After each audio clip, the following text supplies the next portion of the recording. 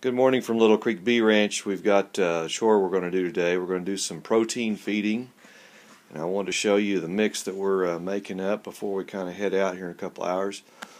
What you're looking at is 6 jugs of sugar water. It's got brood builder protein mixed in it. Here's kind of how I do this. There's 2 buckets here, 2 5-gallon buckets. Each one of them has a mixture of sugar and powdered brood builder. It's just kind of a fine mix, and we mix it all together. It's a dry mix. We just call it our dry mix.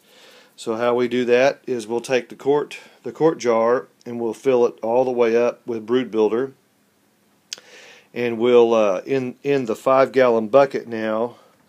The way we mix it, the ratio we use is 1 gallon of sugar to about a quarter of a quart. Okay, so we'll just what you got to do is pour in the gallon dry sugar and then a quarter of the quart, and you've got to hand mix it, turn it together. It's got to get mixed up, and then keep doing that. You're going to do 4 gallons of dry sugar, and it'll come about to the tippy top. And when it comes time to mix the water, we're going to put in probably not quite a quarter of the jug of dry mix, somewhere right there. And then we'll go fill it with hot water, shake it up, set it to the side, come back and shake it.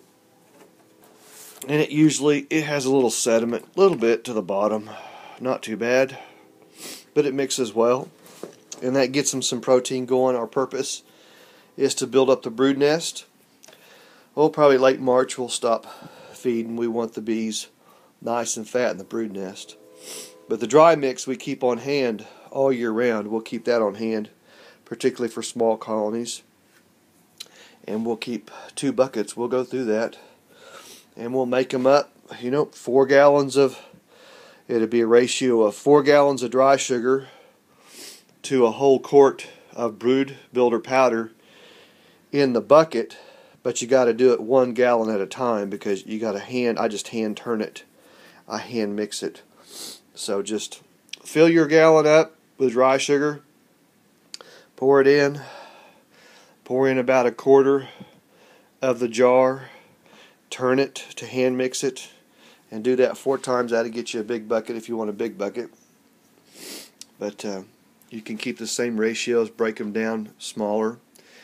It's all about protein. It looks like tea, doesn't it? It looks like kind of a bee tea, but it's just a thin sugar water. Get them jammed up in the brood nest, and what we want is we want the protein suspended in the sugar water. So I shouldn't see too much sediment in the bottom. Well, there's some right there. But we'll shake it up. Not too bad. That's okay. But I guarantee you, boy, that'll boost a brood nest right there. This brood builder comes from Daydant. I like Mega Bee Tucson Diet the best, but any brood builder is high in protein. And maintain your ratios to keep it suspended in the water. I tend to stay away from wet pollen patties because beetles like to lay in them. Maybe you could get away with wet pollen patties early in April, but I just don't like to mess with it too much. But I will get protein in on them, whether you powder shake them on top of the brood nest with just powdered protein or sugar water this way. But that's what we're doing now. We'll be doing this till latter March, jamming on them and boosting the brood nests and get them kind of robust and ready to go. These are production colonies we're taking care of, and then we'll back off. We'll back off of it latter March, let them run into some good nectar. But they got to have protein to build. You got too much wintertime dwindle. They dwindle down to 3 or 4 frames, and you think you're doing something good. Well, it'll take you another month to go fill up the whole brood box. So you got to think ahead. Bees are ahead. You got to think ahead. Bees are already on to springtime, so you got to think ahead.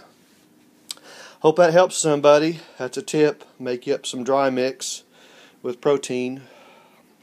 Makes a big deal for the bees. They're much healthier for it. Have an awesome day.